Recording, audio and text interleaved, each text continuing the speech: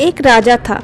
उसके अस्तबल में बहुत सारे घोड़े थे, लेकिन उन सभी में से एक घोड़ा ऐसा भी था जो सभी घोड़ों से ज़्यादा शक्तिशाली और युद्ध कौशल में निपुण था।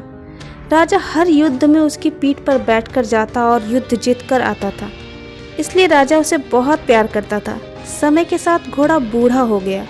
राजा को लगा कि अब शायद उसका घोड़ा पहले की तरह युद्ध में सहयोग नहीं कर पाएगा, इसलिए उसने घोड़े को युद्ध में ले जाना बंद कर दिया। अब घोड़ा सारा दिन अस्तबल में बैठा रहता या घास चरने मैदान में चला जाता था। एक दिन घोड़ा कहीं दूर निकल गया और रास्ते में आते समय एक नदी मिली।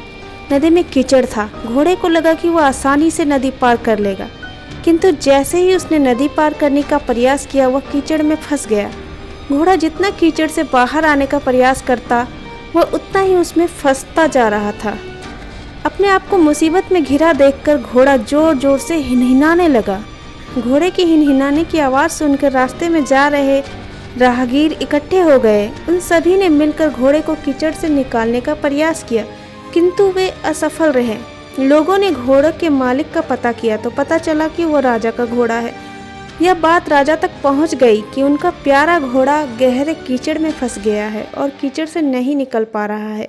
राजा अपने सैनिकों के साथ घटनास्थल पर पहुंचा और घोड़े को निकालने का प्रयास करने लगे, किंतु उन्हें भी सफलता नहीं मिली।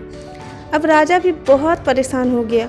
उसने अपने मंत्रियों को बुलाकर सलाह ली। तभी एक बुजुर्ग मंत्री ने सलाह दी कि घोड़े के पास युद्ध के नगाड़े बजवा दिया जाए और आसपास युद्ध का माहौल तैयार किया जाए।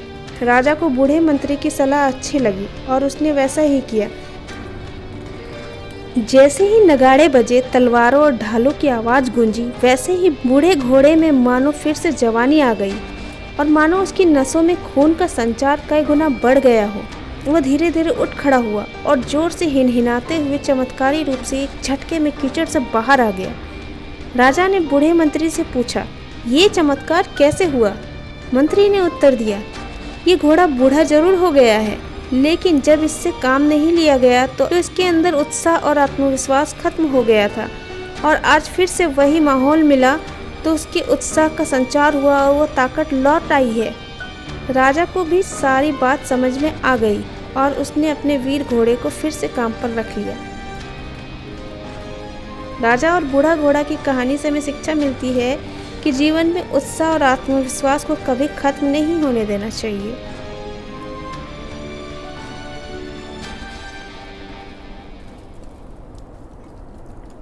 Thank you for watching. Video पसंद आई तो वीडियो को लाइक करिए, चैनल को सब्सक्राइब करिए।